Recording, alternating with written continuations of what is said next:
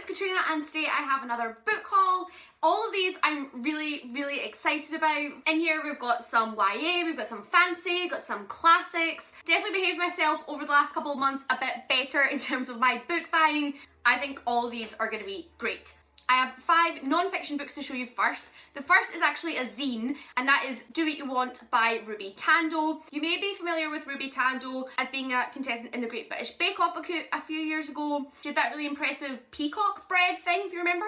I follow her on Twitter, and she's been talking about this a lot. This is a zine with all sorts of different articles focusing on mental health, a lot of aspects of mental illness, and they're all essays written sort of in a first person perspective from people's own experiences, which I find really interesting. It's also beautifully illustrated, and I'm really excited to dip in and out of this one. Another gorgeous one, actually, do you know, all of these books are gorgeous, and excuse me if I just say it over and over again, but I got some really pretty books in this haul. I have News of a Kidnapping by Gabriel Garcia Marquez. I adore Garcia Marquez's fiction, but I don't always feel like I completely understand the context his books are set in. His books are primarily set in 20th century Colombia, and there's a lot of mention and asides to political unrest at the time and lots of upheaval in the country, but I don't fully understand the context of that, even though I still really enjoy the stories. This is a non-fiction account focusing on Pablo Escobar. This is set in 1990 onwards. Really interested to read it. I've read one of his other non-fiction works, Tale of a Shipwrecked Soldier, I believe it's called, and that was really enjoyable as well. So I'm interested to learn more and gain more context for the stories I've already read and enjoyed, and ones hopefully I'll read and love in the future. This one's a little random, but again, totally a cover buy. This is The Penguin Book of Witches, edited by Catherine Howe. I've really always loved witchcraft and witchcraft stories, so Sabrina the Teenage Witch, Charmed, Buffy, that kind of thing. I've also always been quite interested in the historical aspect. This is a collection of original documents with commentary by Catherine Howe on the subject of the persecution of witches and witchcraft, leading up to and culminating in the Salem witch trials. It's really interesting to have the original documents in here, but I don't think I'll actually necessarily read pages and pages of court transcripts, and perhaps just read the commentary and then be able to refer back to them if I want to. I just think it's really gorgeous and a really interesting book to have. These next two were a gift by one of the associates at the practice where I work, Sally. Thank you, Sally. And for my birthday, she got me 2 books by Henry Marsh. She said she read the first one ages ago and really loved it. She didn't know if I'd read it, so she got me that one and also his newest. The first is Do No Harm, and then the follow-up, Admissions. These are memoirs from one of the UK's most foremost neurosurgeons, based in the NHS. I work for the NHS. I'm a dentist, not a doctor, but still working for the same people. It's interesting to see this other side of it. He spent quite a lot of time working in the NHS, so it'll be interesting to see how he's seen things develop over that time. I hope that that has a lot of bearing on this book. Also just interesting to see all the sort of life and death that he's seen. I think this is one of the best author photos I've ever seen. Really excited to get into these. Thank you again, Sally. Okay, into the fiction. First of all, one I'm really excited for is East of Eden by John Steinbeck. This is gorgeous. Sorry, they're all gorgeous, I'm going to keep saying it. This is, I believe, John Steinbeck's most ambitious work. I, at school, read The Red Pony, and like hated it because it was so, like, I cried forever. And then I kind of got over that, and then they made us read Of Mice and Men, and I like broke a little bit reading that. And I kind of swore off Steinbeck at the age of 16 and was like, that man has put me through far too many emotions, I will never read from him again. But here I am, being brave, picking up East of Eden. I believe this is a multi-generational novel set in California. Leslie from Words of a Reader absolutely raves about this book. I'm ready to be a big girl and go back into Steinbeck because he is one of those really beloved American authors. This is The Mystery of Identity, Inexplicability of Love, and the Murderous Consequences of Love's Absence. Oh, winner of the Nobel Prize for Literature. We'll see how long it takes me to bring up the emotional courage to read it, but I'm excited for that day. More like literary fiction, I picked up Nevermind by Edward St. Aubyn. This is the first of the 5 Patrick Melrose novels, and it was in a display in Waterstones, and I saw them and just, they were so beautiful. I had to go over and read what they're about. From the blurb of this, This follows just one afternoon in the life of, I think, 5-year-old Patrick Melrose's life. There's some sort of turning point. He has an abusive father and an alcoholic mother, and from this afternoon onwards, life is never the same.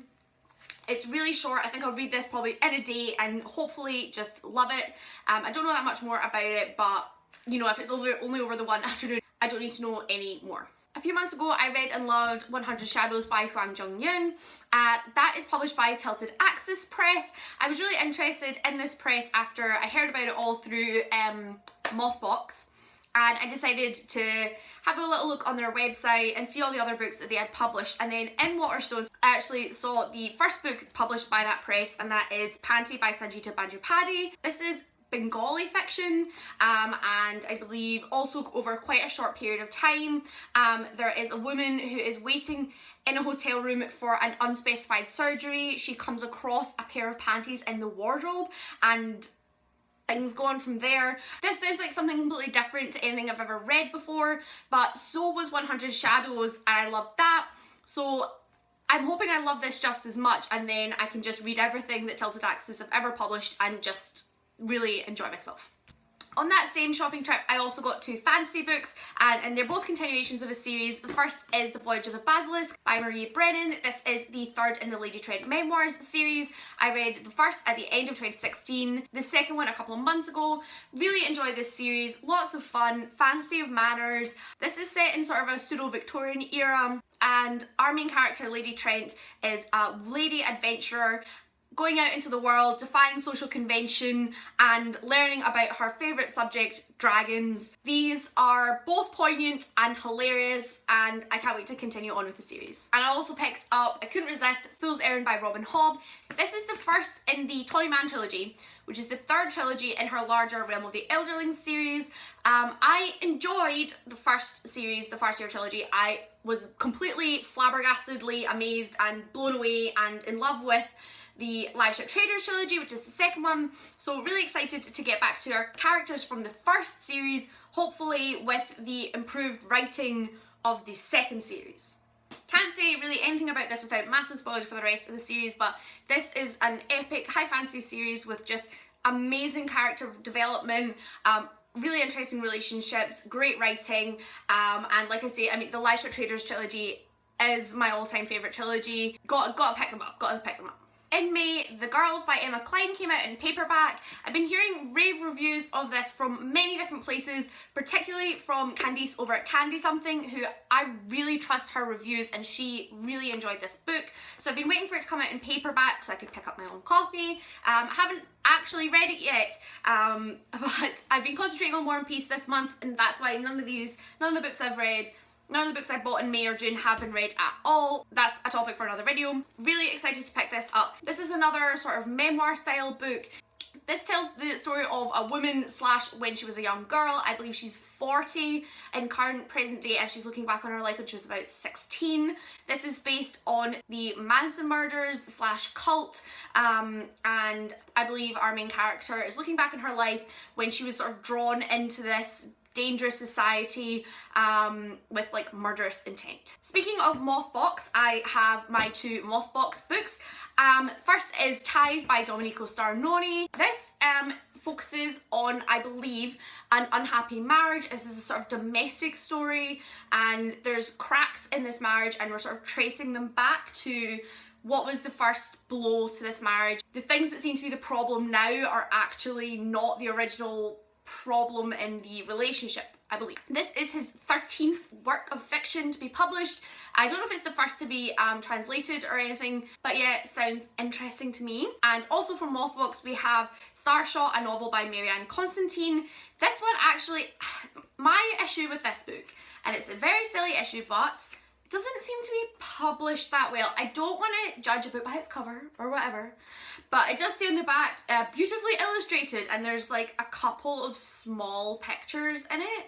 I'm trying to find one. Like, that is not what, I don't know, it's just something about it doesn't scream well published to me, which is just a silly bit. It's slightly putting me off, being honest. I think this is sort of a slightly unusual mystery kind of book set in Cardiff with some fancy elements. That's all I know, but I'm always up for an urban fantasy, so we'll see how I get on with this one when I pick it up.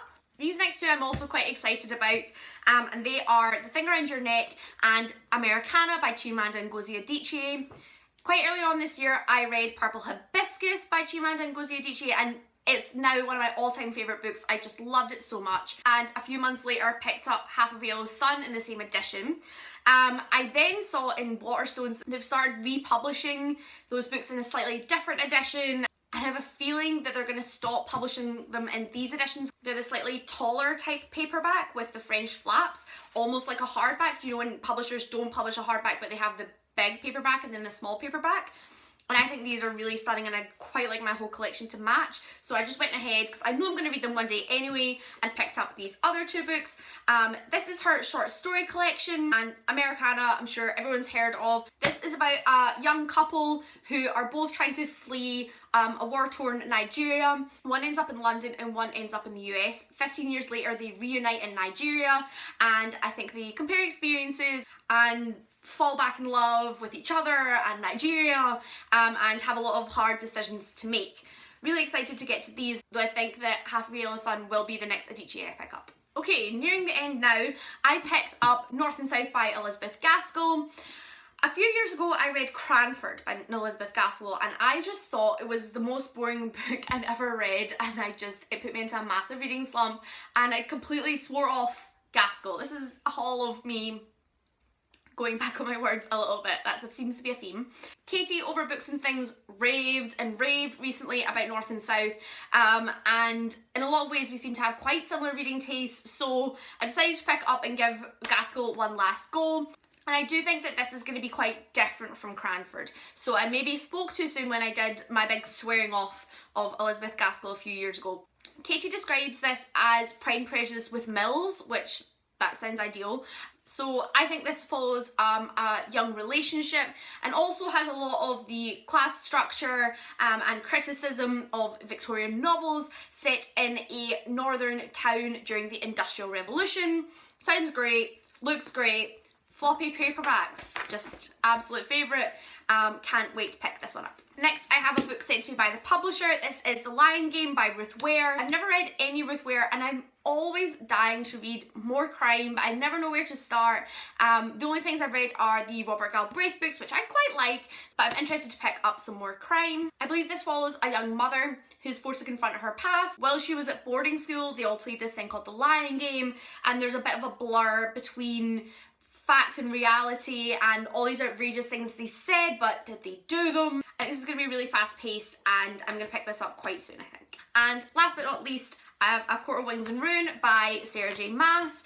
This is the third in the ACOTAR trilogy. I don't actually know what the name of the series is. I read the first and thought it was okay. I've heard rave reviews about ACOMAF. I just haven't quite come around to picking it up yet. But I actually won this in a giveaway. So thank you to Lucy from the Book Belt for sending this to me after I won it in her little giveaway. I've not even read the back of this because I don't want it to spoil ACOMAF whenever I actually do pick that up. These are really long, so that's kind of what's putting me off. I think I might get the audiobook because I've heard such great things. People just really rave about this whole trilogy. Even though Sarah J Maas's writing is kind of objectively bad, doesn't mean that her stories aren't then interesting, so I'm excited to see actually what this is all about. So there we go, that is my May and June book haul. Really excited about all of these. I think they're all going to be great. Please subscribe if you'd like to see more videos from me. I'm back to posting about 3 times a week. I had a little break there while I was sorting my life out, but I'm back for the foreseeable future. You can also follow me on Goodreads, Instagram and Twitter, all of which are linked below. Thanks for watching. Bye!